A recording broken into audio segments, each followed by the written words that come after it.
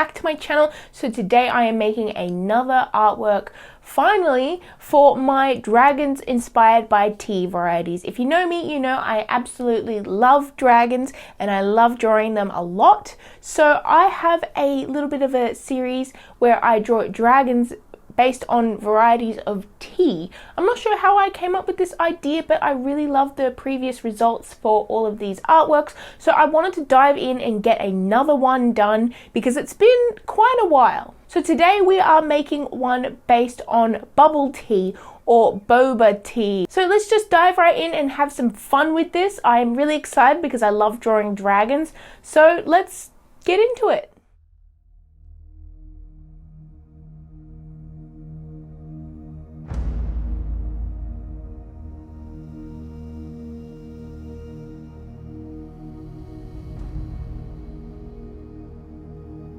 Bubble tea is one of my absolute favorite tea experiences. I absolutely love all of the mix-ins and all of the different flavors. It's a very different tea experience, but I really wanted to include this into the Tea Dragon series because it is one of my favorite. So to start off, I'm actually doing a little bit of a graphite sketch in my sketchbook here, and this is just for me to sort of play around with ideas and try and build something. Now immediately when I started drawing this little sort of preliminary sketch or thumbnail sketch, I absolutely loved it, and I have this problem a lot because I will draw something and straight away I will be attached to it and I won't want to change it or do anything different. And that can sometimes be a bad thing, but sometimes it's a good thing too because it seems like I love what I draw. So yeah, I actually started off and I wanted to do a lot of sort of round shapes in this dragon. I wanted to have a lot of round shapes to sort of symbolize that the pearls in the bubble tea, and of course I wanted to sort of have a little bit of a creepy vibe to this dragon because I really like when dragons have like a creepy or a scary or a badass vibe to them. So I actually decided to do the eyes of this dragon black with white pupils. I thought that would be really interesting, and yeah, I actually started to experiment a little bit because I did love this sketch that I did. However, I wanted to do something slightly different with the facial expression, so I did some little extra sketches here just to sort of practice details and that kind of thing, and I ended up drawing one with an open mouth. Now with this open mouth, the tongue's hanging out and there's these like sort of sharp needle-like teeth and the eyes look really angry, and I really love the look of that, and I felt like that would be better for this dragon, especially because it adds a little bit more character. So I actually decided to go over and add the open mouth to the sketch.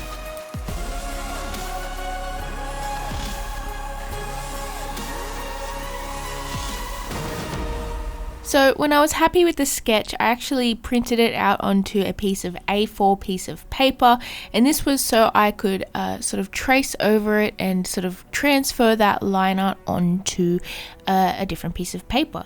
Now I'm actually doing a slightly different inking method today. I really wanted to sort of try new things and change things up with my style because I feel like if I do the same thing over and over again, it gets a little bit boring, and I want to try and improve and experiment and see if I can get something different that I like. So I actually decided to go in and do a little bit of a different line art technique here. I'm using one of the inking pens that I got from the Jazzy art box, and this is sort of a bit like a bullet tip / felt tip end of the pen, which is different to the really sort of thin fine liners. It's actually a very thick fine liner, but I really like the feel of it, and actually decided to go in and do a bit of a sort of broken line art feel to it. So I'm actually going in and doing the line art, but I'm not trying to concentrate too much on different weight variations. Instead, I'm actually drawing the line art, and in some areas I have it sort of broken up and there's like little dots in between here and there, and that's to sort of like simplify the line art and have it almost as if it looks like it has line weight variations, except it's all broken up and different looking.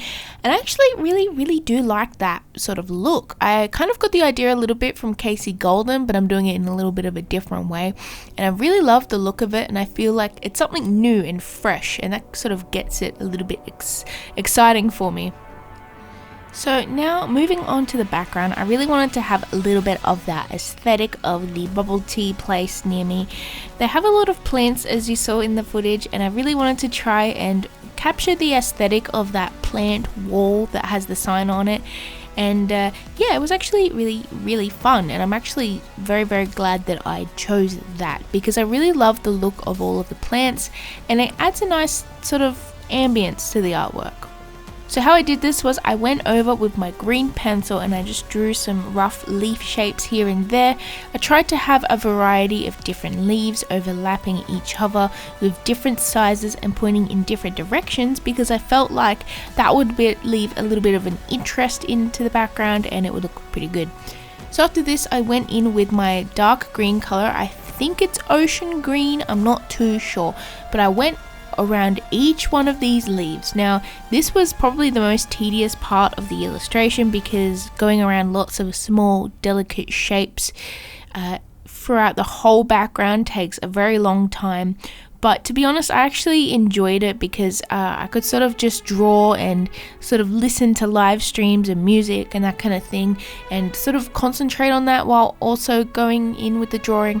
And I feel like this helps me a lot because it kind of helps me to focus, which doesn't really make sense because I'm focusing on something else, but it's helping me focus on the drawing.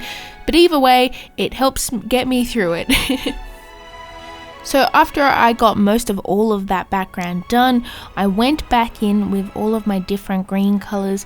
Now I used a lot of greens in this. I pretty much used nearly all of the greens I have, but not exactly all of them, as well as some desaturated yellows and yellow greens and really light yellows. And I used these to color in all of the leaves. Now I did this because I wanted a lot of different colors in here, but I didn't want to have too much of different colors here and there.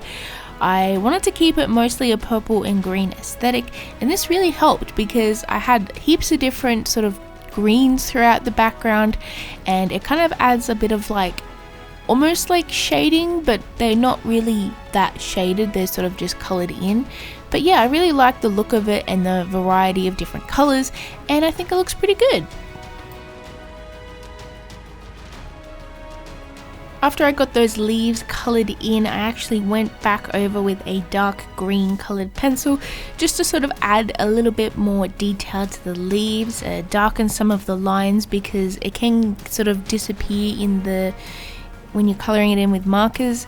And yeah, I actually really love this background. I feel like it's one of my favorite backgrounds I've done, and it sort of complements the piece and adds some nice amount of detail onto this dragon artwork without adding too much, which I really enjoy. So now onto the dragon. Finally, I am coloring in this dragon, and I actually started off with a bit of grey, and this was mainly for me to add a little bit of texture here and there.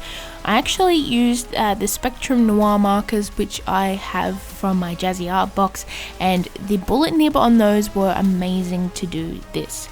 I actually just went over and I added lots of little like speckles or dots or like slightly oval shaped polka dots all over the dragon, and this was to just hint at the scales and the scale texture that this dragon has, because I wanted this dragon to look scaly, but I didn't want to overdo it with the details because I had planned to do patterns over the top of this dragon, and this was actually a really good way of doing so. After this, I went over with some bluey purple colors. Now I chose this color because I wanted it to sort of symbolize the favorite tea that I have from that place, which is a taro tea with pearls, and that tea is delicious, by the way. And it has a sort of purple look to it, so I definitely wanted to do a purple dragon for this. And yeah, I just went in with lots of different sort of blues and blue violets, but I tried to keep it like similar to each other so that it didn't look too crazy because there's already a lot of detail in this. And I just tried to add some shading here and there which would sort of accentuate the shape of this dragon. After this, I actually went in with the dots and I added some darker grey dots in the shadow area because they sort of disappeared there. And yeah, after this I went in and I shaded the wings. Now I shaded the wings slightly different. I used lots of sort of flicking motions to sort of hint at feathers or feather-like textures, and this was just to add a difference in the shading style towards the body, because I wanted two different sort of shading textures in this. I wanted different shading textures which would help add a bit of variety in this drawing, and I actually really do like it.